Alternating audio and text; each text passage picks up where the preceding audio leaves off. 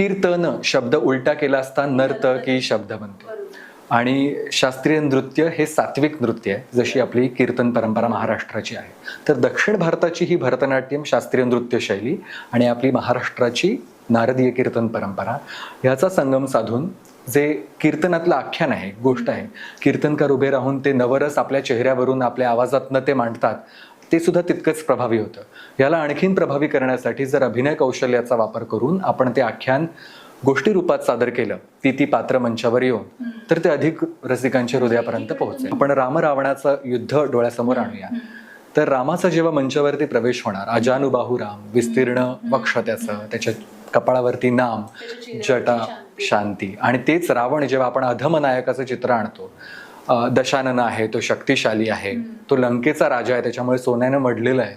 तर ह्या सगळ्या गोष्टी जेव्हा समोर दिसतात तेव्हा त्या